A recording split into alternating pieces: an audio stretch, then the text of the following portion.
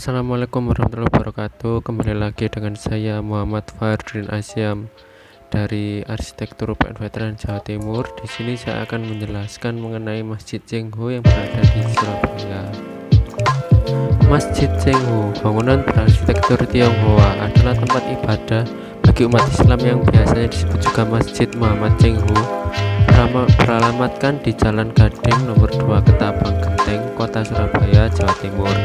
Masjid ini melakukan peletakan batu pertama pada tanggal 15 Oktober tahun 2001. Masjid Cengho Surabaya adalah masjid bernuansa Muslim Tionghoa.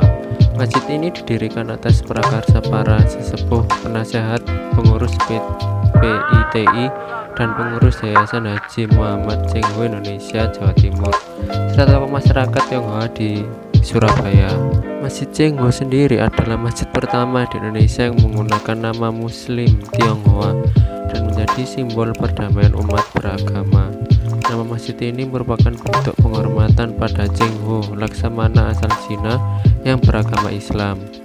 Ia melakukan perjalanan menuju kawasan Asia Tenggara dengan mengemban beberapa misi, diantaranya berdagang, menjalin persahabatan, serta menyebarkan ajaran agama Islam.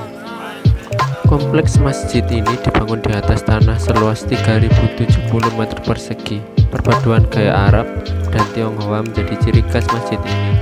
Arsitektur masjid diilhami sebagai Masjid Niuji di Beijing yang dibangun pada 996 Masehi dan tampak pada bagian atap utama dan mahkota masjid.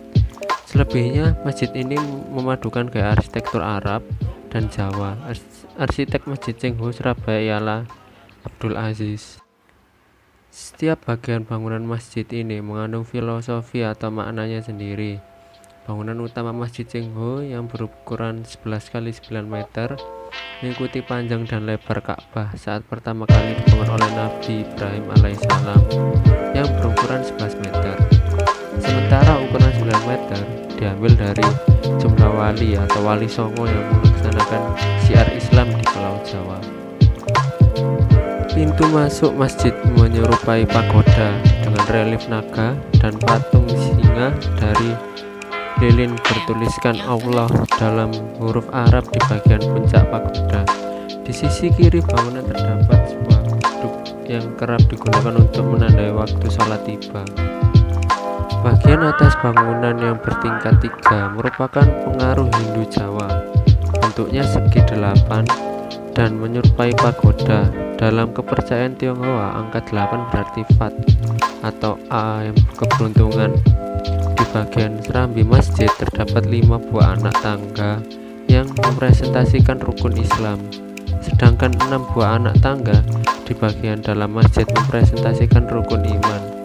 Secara keseluruhan, Masjid Cengho dapat menampung 200 orang jemaah.